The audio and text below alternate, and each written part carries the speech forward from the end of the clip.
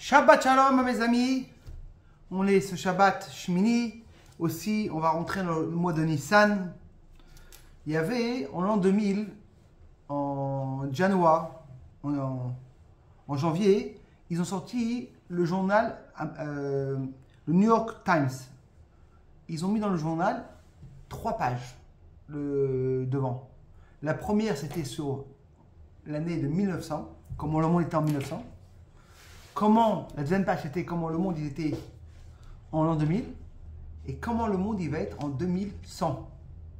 Comment même les robots ils auront des lois et le monde il va être rempli de robots.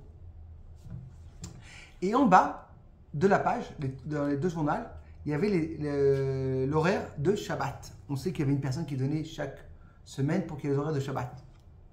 Ça va être en 2100, l'horaire de Shabbat ça va être à 4h39. Et la personne qui a fait le journal, c'était une personne qui n'est pas juive. Et la question qui se demande, comment ça se fait que la personne qui a écrit le journal, il était sûr qu'en 2100, la femme juive va allumer les bougies le même moment et qu'il n'y aurait pas de changement. Comme on sait, un journal, c'est Chadashot, c'est nouveauté. On ne peut pas avoir un journal qui est ancien. Comment ça marche avec cette petite bougie? Dans 100 ans, tu auras la même petite bougie. Il n'y aurait pas ce changement. Alors en vérité, cette connecté avec notre paracha, que notre paracha nous dit en vérité, qu'est-ce qu'on aura de manger et qu'est-ce qu'on n'a pas le droit de manger. La Torah nous dit dans les poissons, faut qu'il y ait les écailles et les nageoires. Si on a les écailles et les nageoires, c'est cachère. Maintenant la question qui se demande, si maintenant je trouve un poisson qui a que les écailles, mais il n'a pas les nageoires, est-ce qu'il est cachère? La Torah dit oui. Parce que c'est sûr qu'avant, il avait une nageoire, mais il les a perdues. Et la question qui se demande, jusqu'à maintenant, toutes les recherches qu'ils ont fait, on n'a jamais trouvé un poisson qui n'était pas comme la Torah.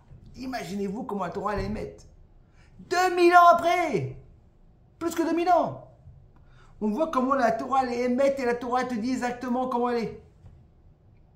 La question qui se demande, si tu dis que tu as besoin des écailles et des nageoires, et si tu n'as que les écailles, c'est cachère. La Torah te dit qu'on doit avoir comment les écailles. Pourquoi on a besoin des écailles et des nageoires? En vérité, mes amis, c'est pour nous apprendre un message incroyable dans la vie d'une personne. On sait que la vie, elle est toujours une nouveauté. Il y a toujours des changements. Les portables. Si une personne il a un vieux portable iPhone, c'est l'ancien.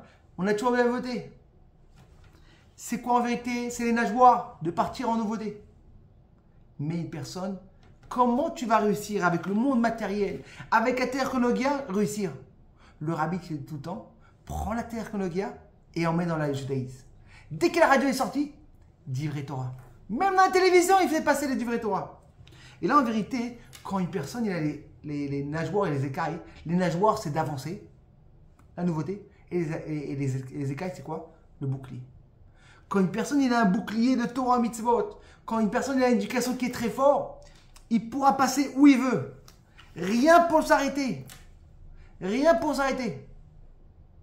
Et ça qu'on va comprendre en vérité, comment cette personne-là qui n'était pas juif, qui a écrit dans le journal, il a compris cette chose-là.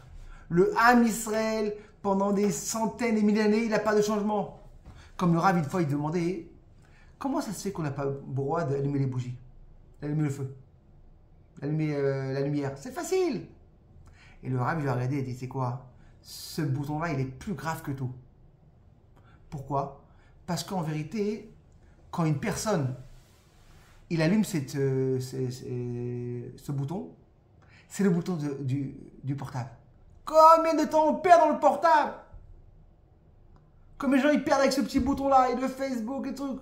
T'arrives au Shabbat, ah là, quel kiff, je suis avec la famille, les enfants. Si on ne peut avoir toute la semaine comme ça, la même chose. C'est-à-dire qu'en vérité, ce petit bouton, il n'y a pas de changement, la Torah, elle est émette. Ah, mais c'est facile? C'est émette. Et ça qu'en vérité, il sait que quoi, que même dans son temps, le fils juif va allumer à New York, à Chicago, en Israël, en France, à Paris, la même heure. Parce que la Torah la émette, on a le bouclier. Que Bezrat Hashem, on va rentrer au mois de Nissan. On sait que au mois de Nissan, il y a eu la Géoula. Et comme on sait que chez nous, le lien de Mitzrayim, sortir d'Égypte, il n'y a pas plus important que ça. Pourquoi?